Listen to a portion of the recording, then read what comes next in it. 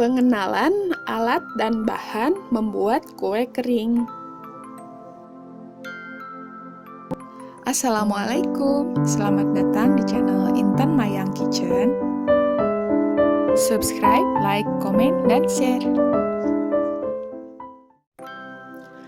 Alat. 1. Alat ukur. Timbangan digunakan untuk mengukur berat bahan, satuannya yaitu gram dan kilogram. Terdapat dua jenis timbangan, yaitu timbangan tradisional dan timbangan digital. Sendok ukur. Sendok ini berbeda dengan sendok rumah tangga. Biasanya pada sendok ukur sudah dicantumkan ukurannya.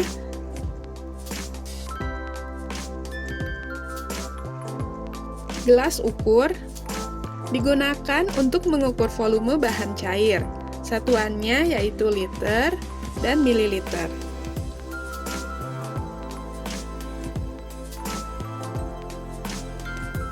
Mixer atau balon whisk.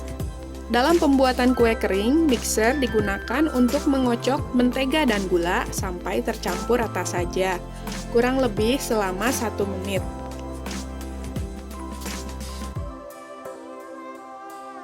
Untuk mengocok secara manual, dapat menggunakan balon whisk seperti ini.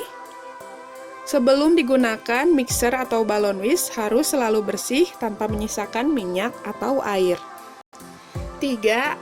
Oven. Ada beberapa jenis oven yang dapat digunakan dalam membuat kue kering.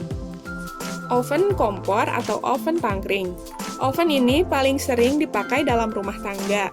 Harganya murah dan tidak memakai listrik menjadi keunggulannya. Cara pemakaiannya mudah. Oven ini diletakkan di atas kompor. Kesulitan oven ini adalah mengatur suhu pemanggangan, karena biasanya tidak dilengkapi termometer. Oven listrik. Oven listrik sangat mudah digunakan karena dilengkapi termometer dan timer, serta penggunaan panas api atas dan bawahnya dapat diatur. Oven gas.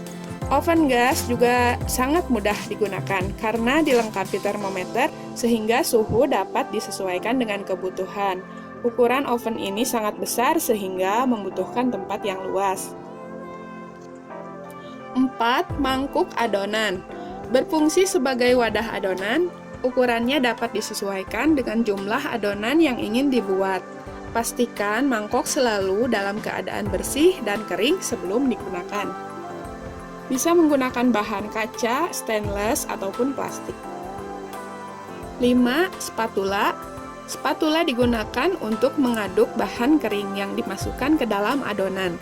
Sebaiknya pilihlah spatula yang terbuat dari kayu atau plastik yang kuat untuk mengaduk adonan ketika bahan kering mulai dicampurkan. Karena pada umumnya adonan kue kering teksturnya lebih padat daripada adonan cake. 6.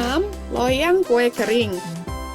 Loyang berbentuk persegi dengan tinggi pinggiran 1-2 cm. Hindari loyang dengan tinggi lebih dari 3 cm karena loyang yang tinggi akan menyerap panas lebih banyak sehingga dapat menyebabkan permukaan kue kering cepat berwarna coklat. 7. Kertas roti. Kertas roti dapat digunakan sebagai alas memanggang, agar kita tidak perlu berkali-kali mengolesi mentega atau margarin pada loyang.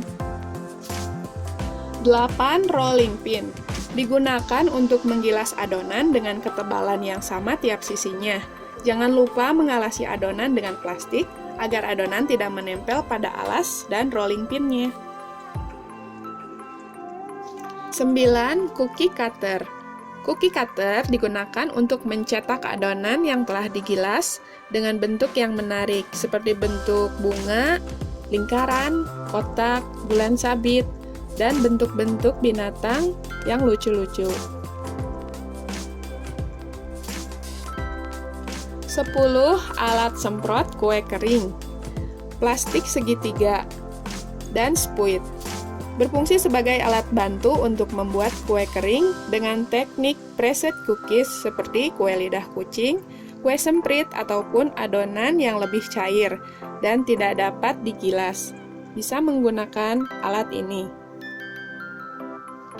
11 rak pendingin kue berfungsi untuk tempat meletakkan kue kering yang baru matang agar uap panasnya keluar.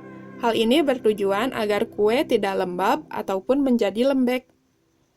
12 toples sebagai wadah penyimpanan dan penyajian kue kering. Sebelum membeli wadah, pastikan bahan plastik aman digunakan, kedap udara, dan sesuai kebutuhan. Bahan-bahan: 1. Margarin versus mentega.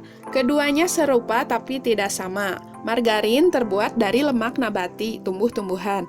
Sementara mentega terbuat dari lemak hewani, susu sapi. Mentega biasa disebut juga dengan butter. Kue kering yang menggunakan margarin akan menghasilkan kue yang kokoh dan stabil. Sedangkan kue kering yang menggunakan mentega atau butter akan menghasilkan rasa yang lebih enak dan renyah, tapi akan mudah hancur. Untuk menghasilkan kue yang lezat dan bentuk kue tetap bagus, pakailah mentega dicampur dengan margarin dengan perbandingan 50:50. 2. Tepung. Fungsi utama tepung pada kue kering yaitu sebagai kerangka. Tepung bisa disangrai terlebih dahulu sebelum dicampurkan ke dalam adonan. Tujuannya untuk mengurangi kadar gluten dan airnya. Sebaiknya tepung diayak dulu sebelum dicampurkan ke dalam adonan untuk menghindari penggumpalan. Terigu. Pilihlah tepung terigu yang berprotein rendah, cap kunci biru, atau protein sedang, cap segitiga biru. Karena tepung ini memiliki kandungan gluten yang rendah. Tepung maizena. Tepung ini terbuat dari pati jagung yang tergolong gluten free. Penggunaan pada kue kering dapat memberikan efek renyah. Komposisinya menggantikan persentase yang sama pada tepung terigu. Misalnya pada resep digunakan 100 gram tepung terigu, maka komposisinya menjadi 80 gram tepung terigu dan 20 gram maizena agar tidak mengubah takaran bahan keringnya.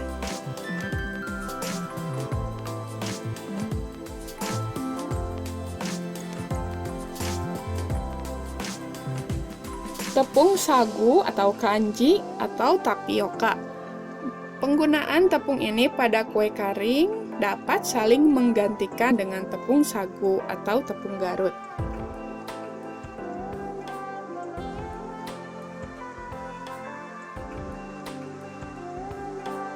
Tiga, gula.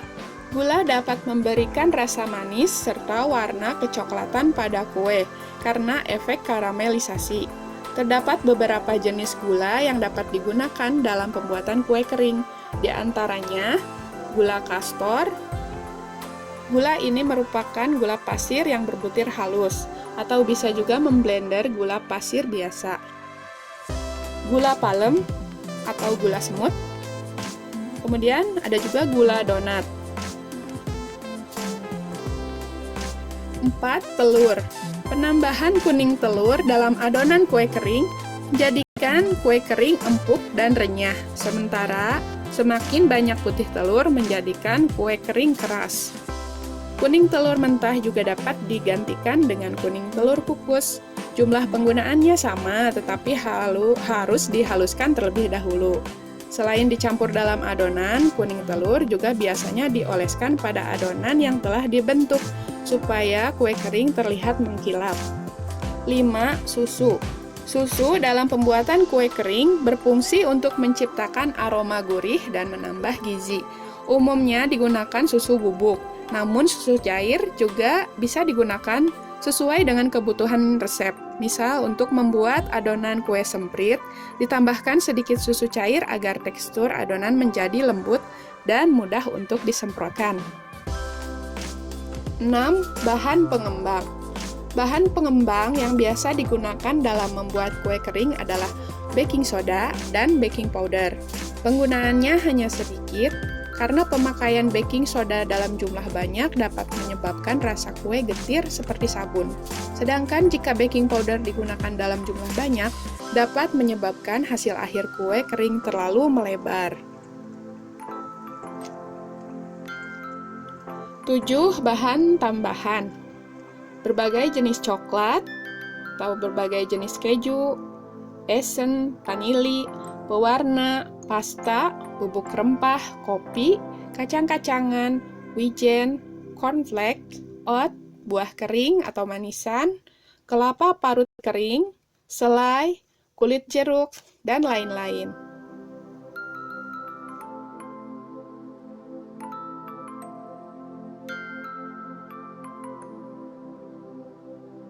Ini beberapa kue kering yang pernah aku buat.